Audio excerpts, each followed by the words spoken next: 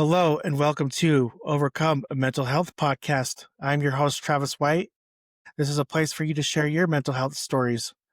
Every so often, someone comes along whose story not only inspires but transforms how we think about resilience, purpose, and faith.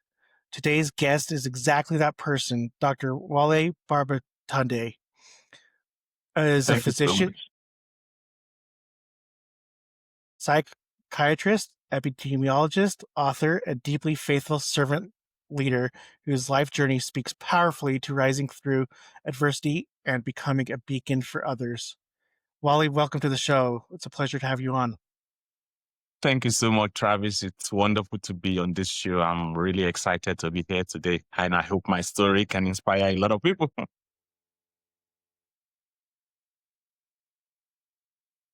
Well, Wally, thank you so much for coming on the show. Thank you so much, Travis.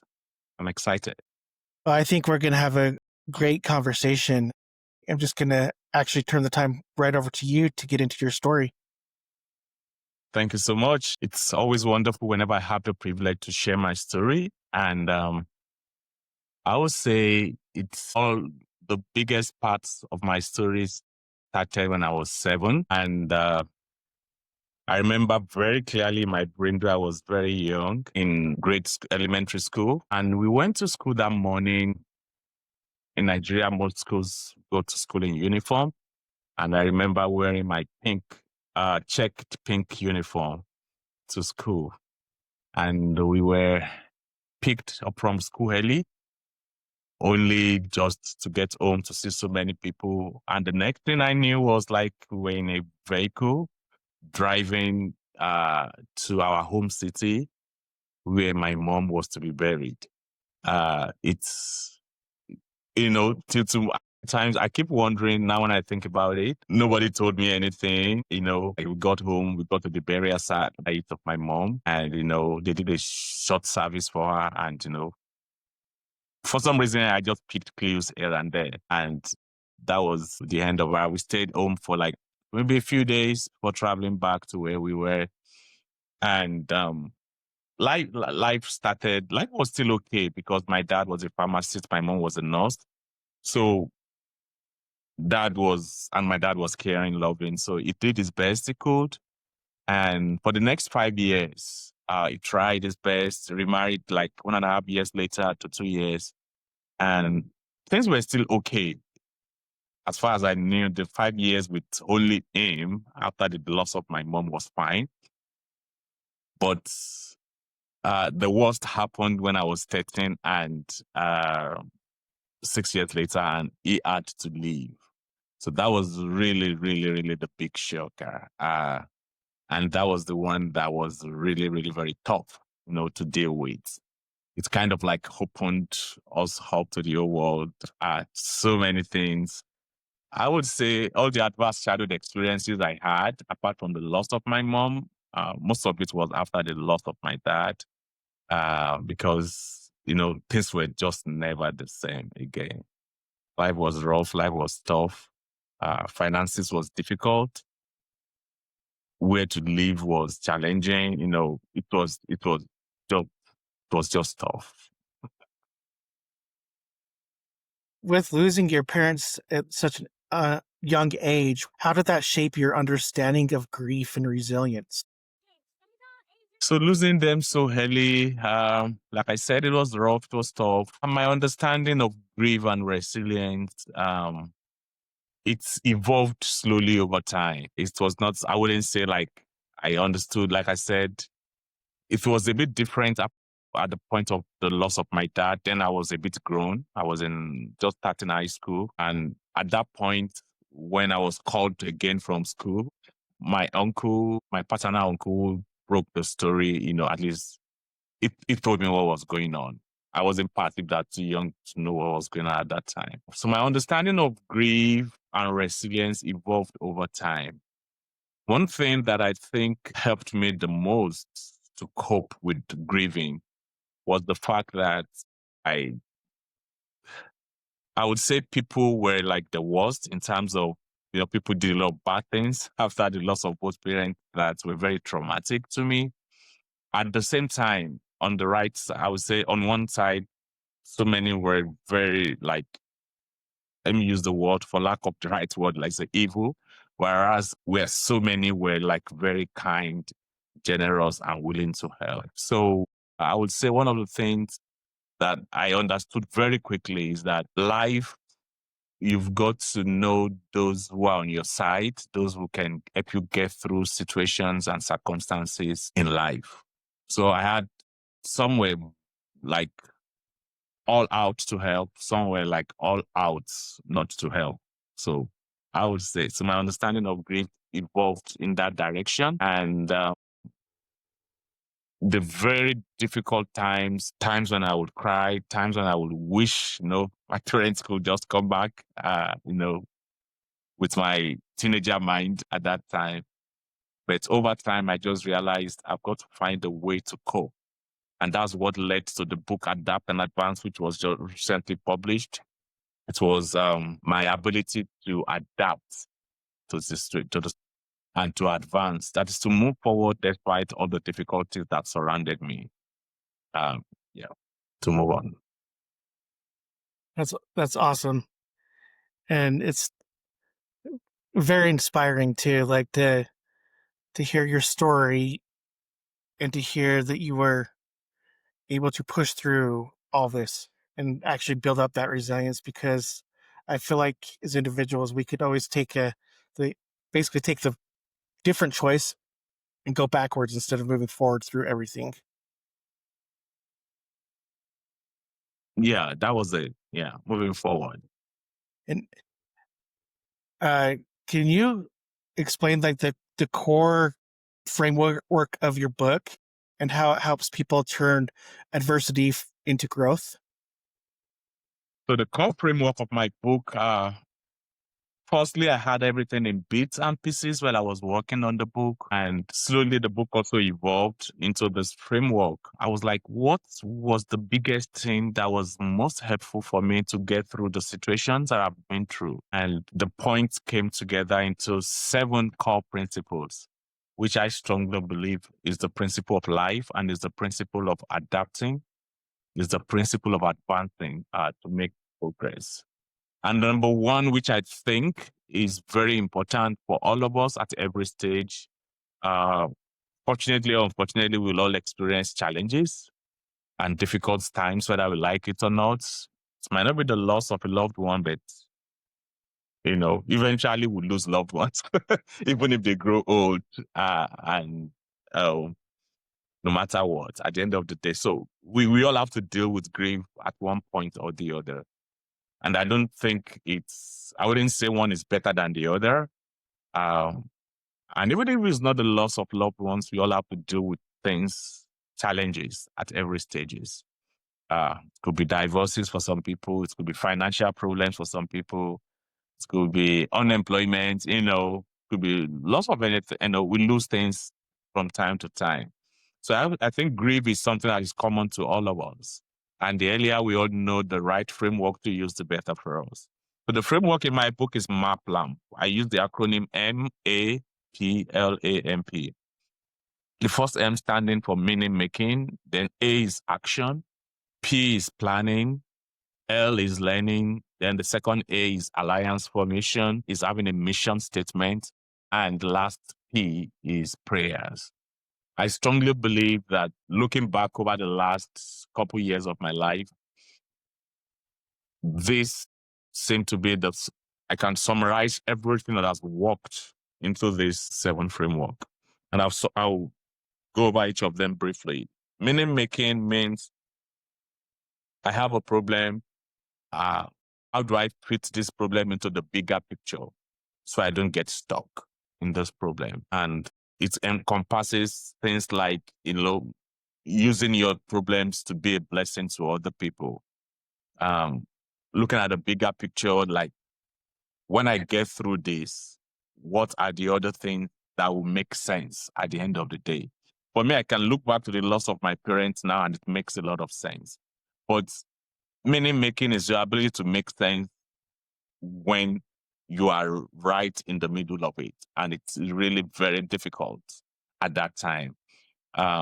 I can say, okay, it's been years, I've navigated the toughest seasons. I've been able to get through school, into medical school, moved from Africa to the United States, so many things. And, married, have my own kids, have my own family. Of course, we still have different challenges not related to that, but overall, we are grateful for where we are. But meaning making is right in the middle of this is not good. How can I make sense of all this? So your ability to see the bigger picture of how this can make sense finally or later, I think that is what meaning making is. It might be your ability to help people even when you are going through the challenges. It might be your attitude towards the challenges. Like, I know I can get through this. It might be rough right now, but I'll get through this and life will be good again or will be better again for me when I get through it. It can be things like, okay, what's the bigger picture of all of this? What will my life look like on the other side if I can cross this challenging time? So that's meaning making, and all of us need it at different levels for every big thing that we are going through for us not to get stuck in that thing. A is action. You must always take action to move forward. I strongly believe no matter our intentions, how good they are, if we don't back things up with action, that's the only way we can really move forward out of whatever we are going through. So I would say action could be different for different people. For me, at a point, I had to study very hard. I still do, but I have to take that action to make sure, like, I decided I wouldn't let all of this define me and stop me from being the best that I'm meant to be. P is planning. I had to keep planning. I had to be very strategic about every step I make, where I go, who I live with at some point when I was still much younger. And this is where I am. This is where I want to go. This is where I want to be. How do I move from A to B, considering the situation I am right now? So no matter what it is learning. I always encourage people to read books, and I still do that. So I dedicated some chapters for that. I think the age of 21, I've tried to read one book every week. Most times I listen, driving to work and pro. In a week for me, 7 hours. So it's enough for one or two books listening. So I learned a lot from people who have succeeded. And that's why my book, in every chapter, I talk about somebody who is like has succeeded using that principle. Talked about how I used the principle for myself. So learning, I encourage everybody to do that. And I do that even till now. One of the things that gets me going, despite the newer life challenges I have now, is learning. Somebody's been through this. This is what they did. This is how they did it. It may not work exactly for me, but I can learn something that I can use. And then alliance formation, you can't do life alone. Like I told you at the beginning of all of this, that one of the very things I realized very quickly, like some people were really all out to help. Some people were really all out not to help. So we need to realize that we need the help of people who are all out to help.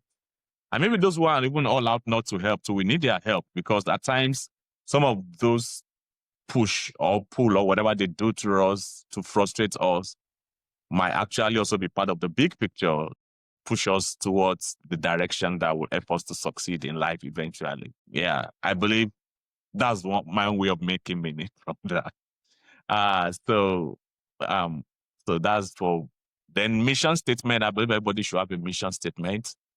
Could be something simple like to be a good father or to be a good husband, whatever it is. For me, it's a little bit, it has evolved over time, and I have something I say right now to myself every day is to fulfill God's purpose and be the best version of myself by moving from one level of success to another level of success and value, and to contribute to the life of those God has placed on my path. So I say all of that to just let people know everybody should have a mission statement that will enhance and keep them moving forward every single. And the last one is prayer, which is P.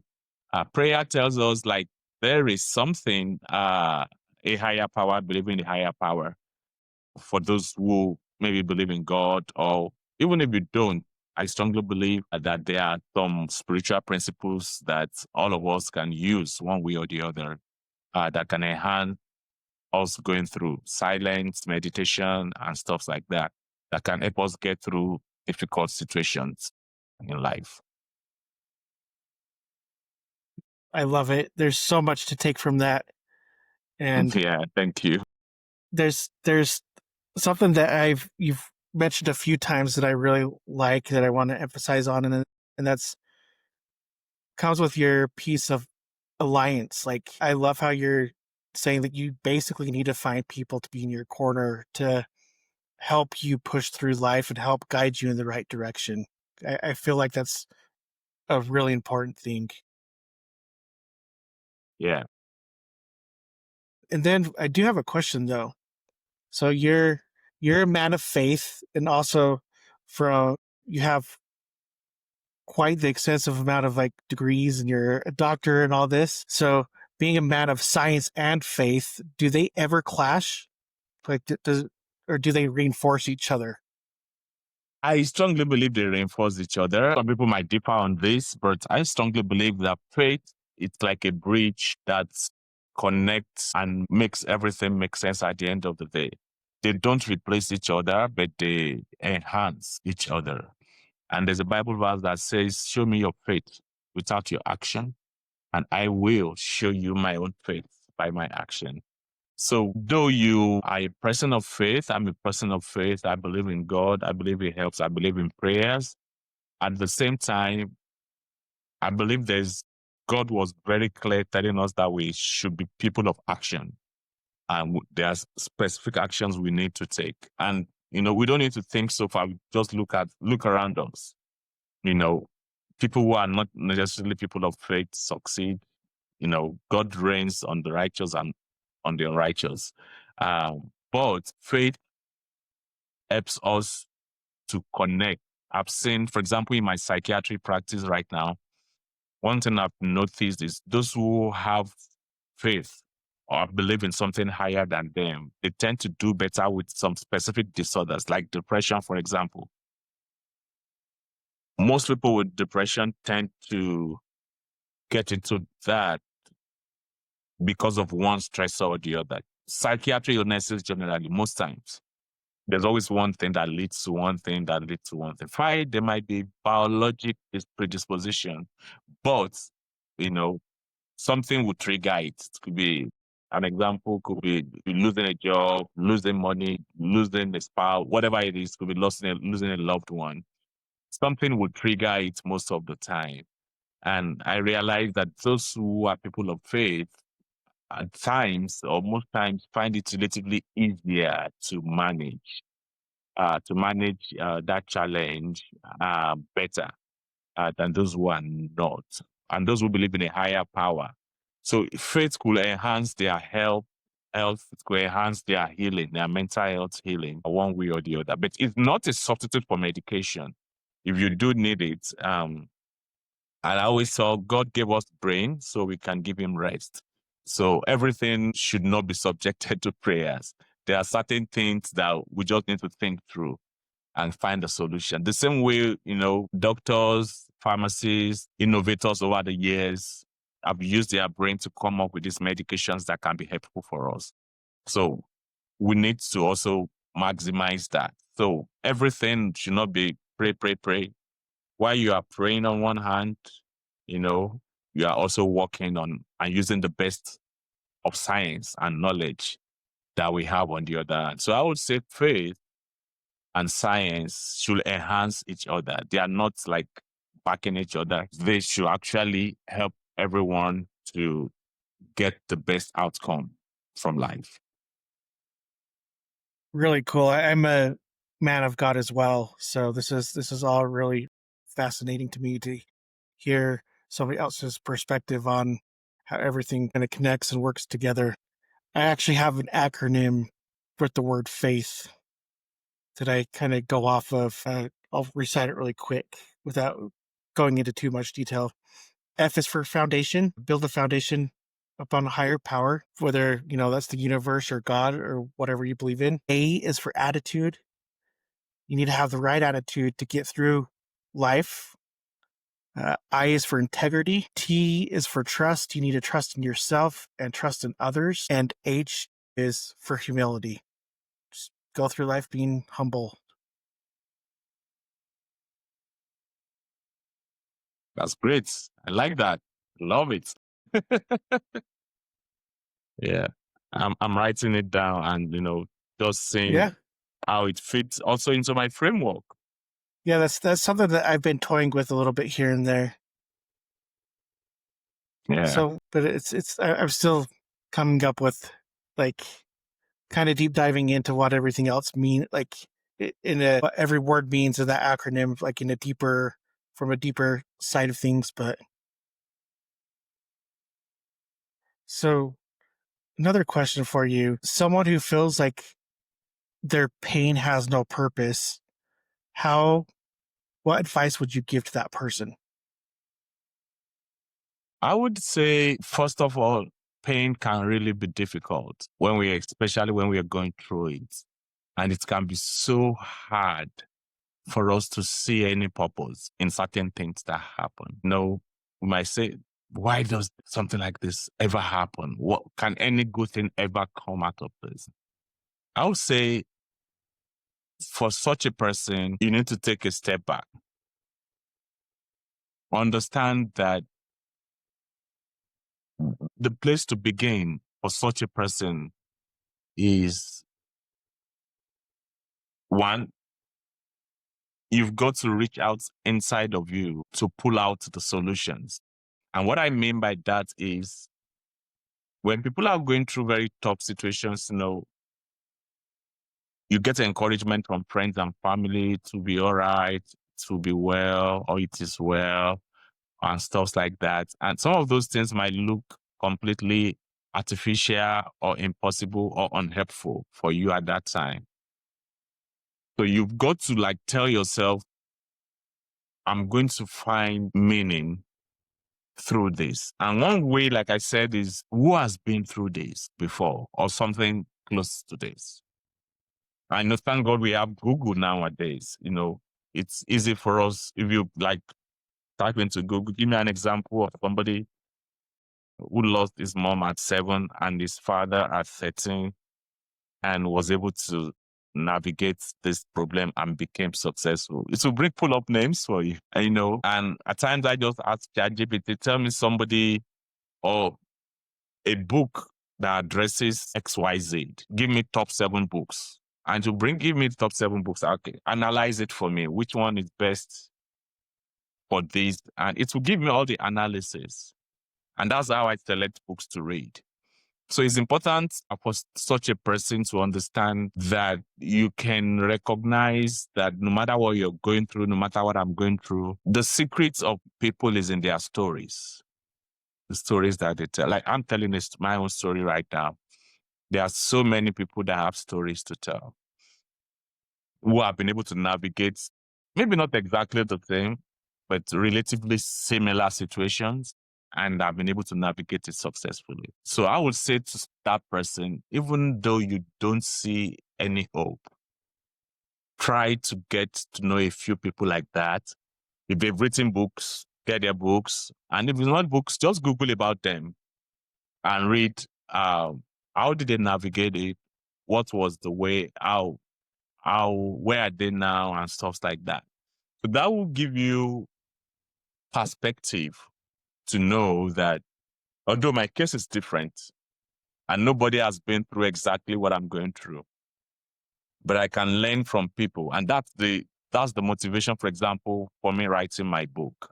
I understand that writing it can help a lot of people who might be going through similar situations. And that it's not just about losing my parents. There are so many other stories that I talked about, which could be encouraged when they read the book. And they can see from the book that this is doable, you can overcome this, you can get through this. So I would say to such a person not to lose hope and to let them know there's hope, no matter how bad situations are, no matter how difficult things are. And I've just given an example of one way. Another way is maybe talk to a therapist who is licensed or who is professional at doing that. And of course, there are some other things they might be able to get you through that. So there are many ways, but for me, for my own unique, what has worked best for me over the years is learning from stories and other people's examples. And that always tells me that this person got through this, I can get through it. I love it. And I am right there with you. I totally agree. Sharing stories. And from my experience, I'm learning that everyone has a story. Mm-hmm. Whether they're wanting to share it or not is a different story, but everyone has a story. Yeah, yeah, yeah. But a good number are really willing to share it. So it's good for us to make sure that we are making the best of people that are sharing their stories. And I'm glad to know there are so many books, maybe even too many, that we Yeah. can learn. Yeah, that we can always learn from. And you can narrow down based on your faith. You can narrow down based on what you believe in. You can narrow down based on, so many things. And just get it, read it, listen to the books, and definitely it's possible to make it and to succeed. And when you were writing your book, did it bring up like old wounds, or did it actually help you heal? Definitely brought up old wounds, and it was very emotional for me to remember some things. But it was also healing. So it was both. It brought up old wounds, but at the same time, it was healing. Because for me, meaning making is the right attitude toward the challenge, which I've had over the years, that I wouldn't let this define me in a negative way. I wouldn't let it be that the reason I didn't succeed in life was because I lost my parents at an early age. So my attitude towards the problems I have encountered, and even the newer problems I encounter, I always have a good attitude towards them. Another one is I want my story to be a blessing to people. And I talked about Viktor Frankl in the beginning chapters under meaning making. He's one of the Jews that were in the concentration camp, lost family members there. Life was hard. A lot of people died there. And one of the things he said was, those who got out of the camp, one of the things he noticed was most of them were people that had a mind to help other people. Even when they were there in the concentration camp and life was hard, people that were all out to help other people, to encourage other people, they tended to have a better outcome than those who gave up completely. And so part of meaning making is right attitude towards the problem. A part of meaning making is wanting to bless people with your story and using your story. It could be your family members, your friends, whoever you think your story can be a blessing to. Not everybody would necessarily write a book, but you can touch one person. You can share your story with one person, two persons, people that will be encouraged by it. So for me, writing the book was helping me to achieve that. So it was very healing in that direction. At least somebody will read this story, will be blessed by it. And currently I have about 171 reviews on Amazon and Goodreads. And, people who have read the book, who have been blessed by the book. At times when I read the reviews, it moved me to tears that people have read it and they've been blessed by it, and which was all I wanted to achieve by writing it. So the process was, though painful, to remember and to bring old memories to the surface. At the same time, it healed because I was able to see how that story would be a blessing to other people. That's really, really cool. And I can only imagine reading those comments and seeing how you've blessed somebody's life by telling your story. Thank you so much for saying that. I'm always the type of person that thinks like we need more people to stand up and share their stories, just to enable those people who may feel lonely or feel like, you kind of touched base on this a little bit ago, that there is hope at the end of the tunnel. You're not the only one going through something. There's other people out there. The stories may vary a little bit, but there's other people out there that have similar stories. Yeah, I agree with you.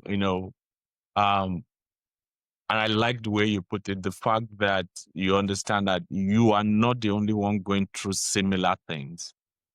Of course, everybody's unique. Every problem is unique, but other people are going through similar situations.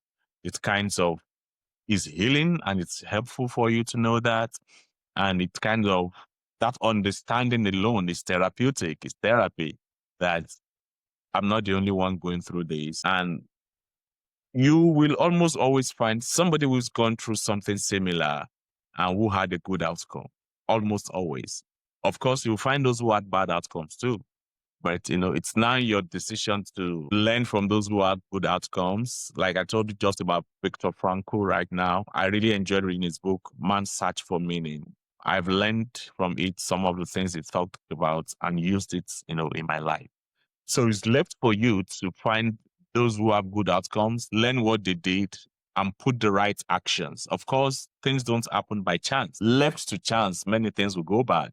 So we're not saying it's going to be easy, but what I always tell people is it might be difficult, it might be challenging, but it's doable. It can be done because we have examples of people who have done it. Very well said. And I want to point out what you said there. It may be difficult. I think of my own mental health. I've struggled with anxiety and depression for years. And it seems like with just in the last year, I've got myself to a better place where I'm doing a lot better because I took that time to work on myself and really work on myself, like focus on myself. And without taking that time, I would not be where I am today. And thank you for sharing your story. That's very encouraging that, despite the diagnosis and all you've been through, you can still put all of this together, to be a blessing to other people. And thanks for sharing. Let's go back to somebody that may be suffering with loss or like loss of a parent or, loss of a job, whatever life challenge it is they may be facing. What mental habits do you believe they could build up to help them push through? So mental habits, I would say number one is take care of yourself. We got to care for ourselves, and that could be different things to different people. But there are some habits I do every morning that have been very helpful to me. And I will share some of them that I learned from a book that I read. As every morning, one of the first things I do is I got this from the book, The Miracle Morning, and it uses the acronym SAVERS, SAVERS. Some of the men, and one way or the other, they also play into mental habits. So every morning I make sure I have a period of meditation. For me, there are many things under silence, but for me, meditation resonates the best. And as a Christian, I focus on one Bible verse and I take deep breath. It doesn't have to be long. For my morning routine, it's like an average of 5 minutes each, and all of them comes to about 1 hour, 15 minutes every morning. So average about 5 minutes each. I make sure I have meditation, take deep breaths, focus on one Bible verse, focus on the success of my day. So that's number one thing I do. Another one is affirmations. Affirmations which I back up with action, because it's not just enough to say you must believe in it. It's not just enough to believe in it. You must back it up with action. So for me, affirmation, I tell myself every morning, there are 15 things I say. I'm bold, brilliant, caring, dedicated, excellent, favored, fruitful, great, handsome, healthy, rich, spiritual, successful, and young looking. Till the old age of 90 years old. I say that to myself every single day when I wake up. And it's evolved over time. You don't have to use mine. You find what works for you. You could, even if it's just one, you choose, or two, or three, or four, or five. The mine is 15. I say it to myself every day. And it evolved over time. Because my parents died young, I love life and I've decided to live long, at least 90 years old. And that's why it's part of my own affirmation. And I do everything possible to make sure I live a healthy life and stuff like that. So it's not just words. They are words I back up with action. Affirmations. So for our mental health, you need to say things. If you are struggling, for example, with depression, you might need to tell yourself like, I'm overcoming depression, or whatever it is. You've got to find what is unique for you. So I would say for mental health, say things to yourself that's helps you to overcome whatever you're struggling with. So silence, number one, which for me is meditation. Affirmation, I've just give you an example of what I say. Visualization is another one. I do that every morning. Like I look at my calendar, I have this sticky notes with just like 8 lines or 7 lines. I write out the things I want to achieve every day, like bring the big things on my calendar out.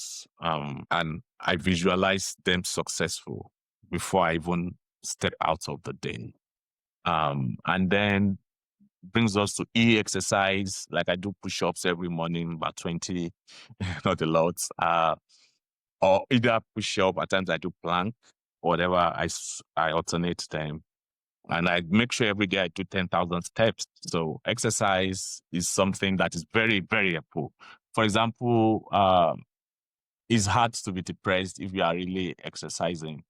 I know there are very, very severe depression, like people don't even want to get out of bed or do anything, which might need medications and things to get.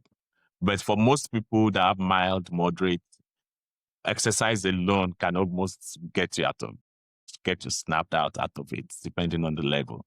So exercise is very important because when you keep it moving, kind of even when your body does not feel like, your body and your mind tends to catch up with the movement. So that's something I will encourage for our mental health. Savers, the next one will be reading. I've talked about reading. So reading too is very important. If it's just a page you can read every day of a book that works for you. I always recommend one book every month. I know my one every week might be a little bit excessive for a lot of people, but one every month I think is a good number for most people. You can find books. There's a book on depression I've read, in my library. All the other books, whatever interests you, get a book and read. And the last one is which is scribing, which is writing, scribing and writing. I write 2 full pages every morning. The first quarter is thanking God.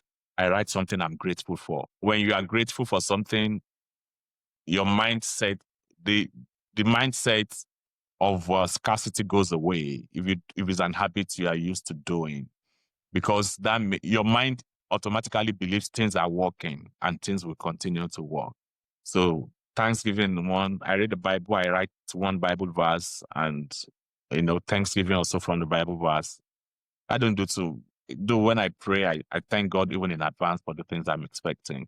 And then I have the third part of the 2 pages where I write something from the book I read. And the last one is something I listen to like a sermon every morning for a few minutes, maybe 5 minutes. And I write what I learned from it, and it can help me. So all of that, I do all of that within the first 1 hour each day, and get into the shower and I'm ready to kill the day. So Awesome. I think that will help our mental health a lot, to have a routine. So we just don't wake up and get into the day. You set the tone for your day. Not that everything is okay, of course, not that you don't have challenges, not that you don't have problems, but you wake up with a mindset of solutions and that you can do it. I love it. Those are all great habits I think that all of us can build up. And Yeah, I thank think you. the key word there being habit, because it takes some time to get used to doing some of these things. I've learned that from experience. And it seems like if I miss one day of doing something, I'm really big on affirmations for myself. And if I miss one day of like doing that, it's really easy to fall back to where I was before. Yeah, it's okay to miss a day. One thing I read from some of the books is it's okay to miss a day, but don't miss 2. Too. So if you miss it today, try and catch up tomorrow. Yeah, like for the example of 10,000 steps, I use my phone to monitor that, This year, I think I've missed it only 2 days, and it is July, out of like 180 days. So it's okay to miss. Yeah, there are days I just can't help it, but, Yeah. if I miss it today, I make sure I catch up tomorrow, and, you decided all these things yourself. So if you don't catch it up tomorrow, catch it up next tomorrow. And maybe if you are unable to, maybe you need to really sit down and redefine it or something, just find a productive way of Mm-hmm. moving forward. Yeah, without letting that be another problem. just in the end, basically make sure you're holding yourself accountable for hitting Hmm. these marks. Yeah.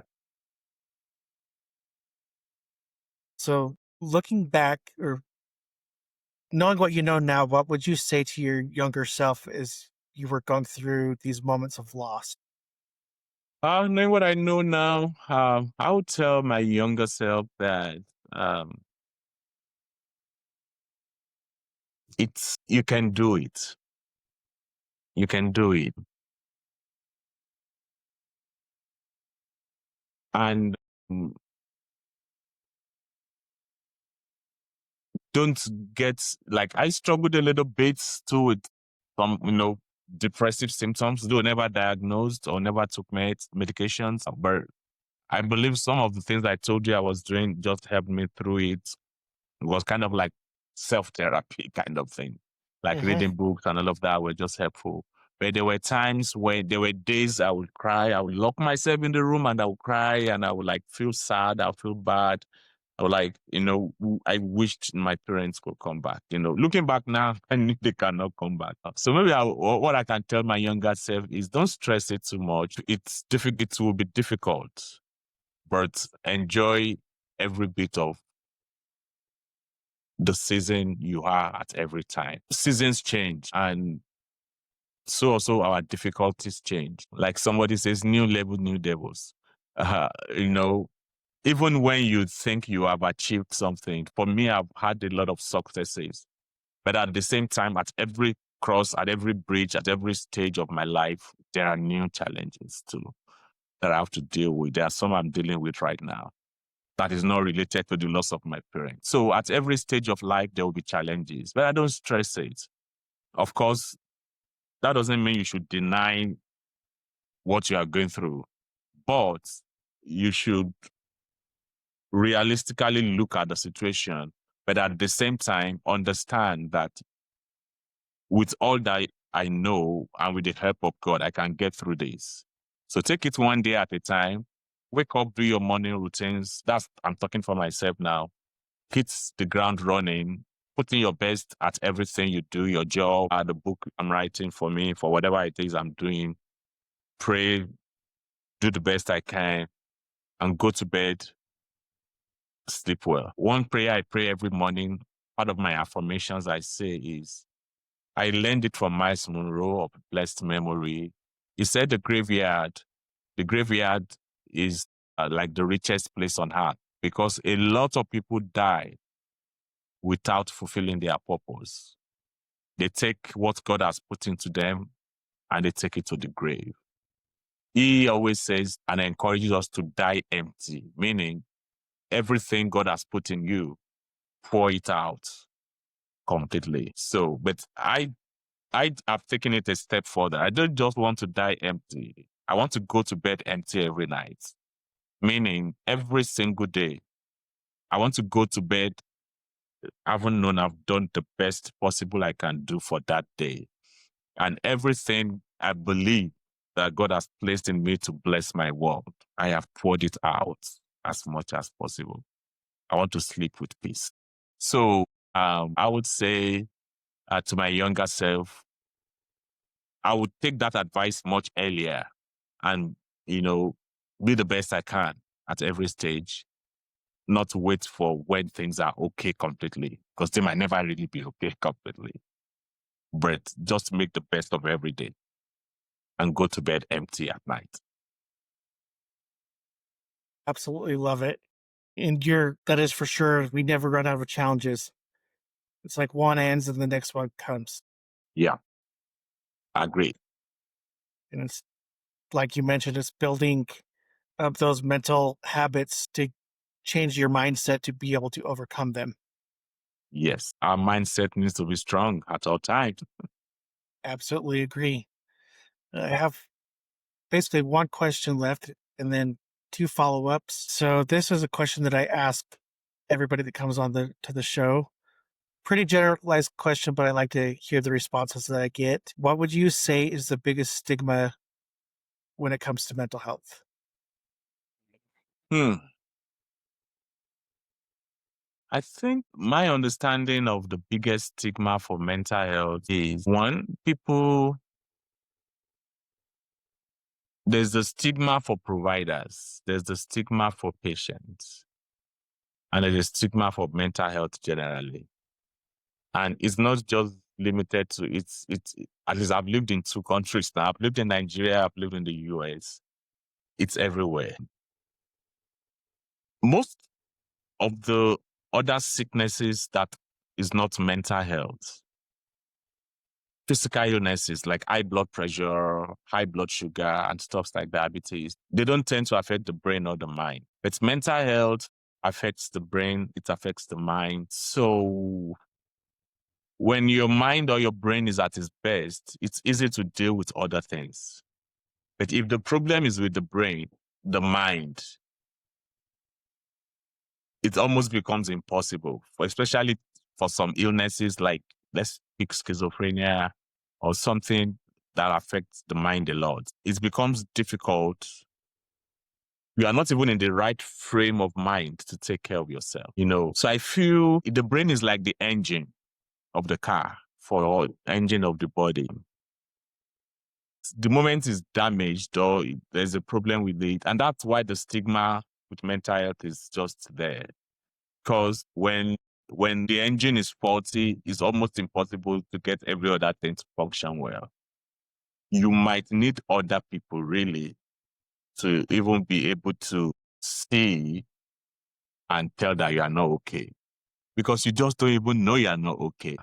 And that's why the stigma is a lot with mental illnesses. And the stigma also, you know, goes on to we the health those that help people in mental health, and people are like, you know, treat mad people or things like that. You know, people say things like that. I'm like, you know, and it's tough, really. It's tough. I can't imagine some of the things I see my patients experience, me experiencing it too, because it's like you've lost control of everything. And other people have to, like, externally, maybe your family members have to, like, see. Although maybe with time, you know, with treatments, insights might improve for some of them and they might be able to understand, which even makes it more difficult, especially the educated people. When they don't have insight, it's easier because they don't know that I'm not okay. And maybe they are fighting the doctors, fighting everybody. I'm not supposed to be here, you know. But when you treat them and they get better and the insight comes back, it's even more difficult. And that's why suicide, for example, is higher among educated people who have schizophrenia when they get better. Because now they know that, wow, I was really sick. And it becomes more difficult for them to cope. I say all this to say why there's just so much stigma around mental health. And that's why we all have to be extremely supportive. We don't need to stigmatize people who have mental illnesses. If we put ourselves in their shoes, that if this had happened to me, what will I want, or how will I want other people to respond to me? We'll have empathy and we'll be able to help as much as possible. So the stigma is because it affects the mind, and the mind is the engine of the body. It's difficult to cope without it. So, but what we need is not stigma. What we need is understanding and help as much as possible. And education too, you know, people need to be educated. Family members need to be educated. And it's easier to also manage when the families or the units around the mentally ill is stable. You know, but when the family unit too is also not there, or the family unit is also crumbling or struggling, where do they get this help from? It's almost very, very hard. It becomes more difficult. So we all need to just understand it better and be willing to help, not stigmatize. Absolutely love it. And I agree. I think more education around it is a great thing. And I feel like overall, society is getting a little bit better at that part of it, but there's still room for growth. Agreed. And where can people find you? So I'm on YouTube. My first name is Oluwole Babatunde, Oluwole. Last name Babatunde. So if you type that into YouTube, Oluwole Babatunde 1870 is my YouTube name. And I release like 2 videos every week, 15 minutes each. So my book is on Amazon, Adapt and Advance. I think it's the only book on Amazon that has that title right now. So if you type in Adapt and Advance to Amazon, but if you really want to be specific, you can put my name, either my first name or my last name. So Adapt and Advance Oluwole Babatunde, and it will pull it up for you. And I really want everybody listening to this, I will really strongly encourage you to get a copy. The ebook is still $1.99. We are still heavily subsidizing it. So it's $1.99, less than $2, less than a cup of coffee, maybe. So I would really encourage everyone to at least get that one. The hardcover, the soft cover copy, and the audiobook will be released on August 1st in a few days, 5 days time, or 4 days time. So we have every format of it on Amazon by August 1st. So I'm also on Facebook. Same thing, if you type my name, Oluwole Babatunde, you find me on Facebook. But where I really want you to look for me the most right now is on Amazon, where you can get a copy of my book. If you like paper copy, the paper cover copy is, I think, $11.99. And I will make sure that that link is posted in the show notes. Thank you. And the last question, we covered a lot of topics today. Is there anything that we did not discuss that you would like to bring up? I believe I've said many things already. I would just say, don't give up, don't give in.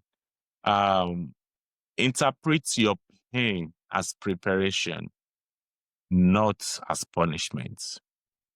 Interpret your pain as preparation, not as punishment. It might be very hard for you to see that when you are right in the middle of it. But honestly, take it from someone who's been through a lot.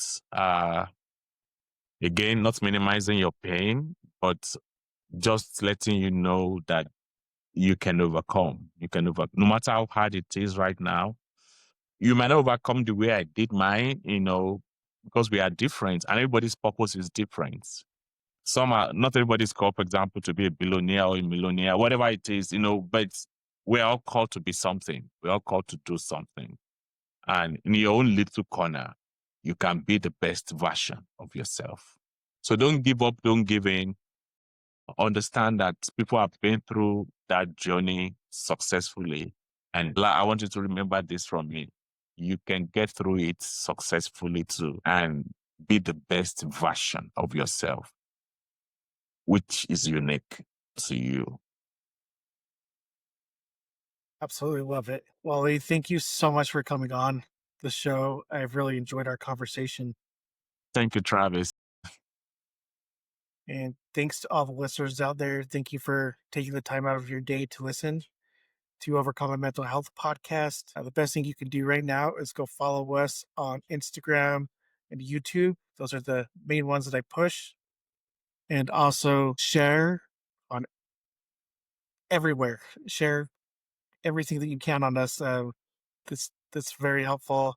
Leave us a review or rating on Apple Podcast and Spotify. That also helps out a lot. But thanks again for listening. Until next time.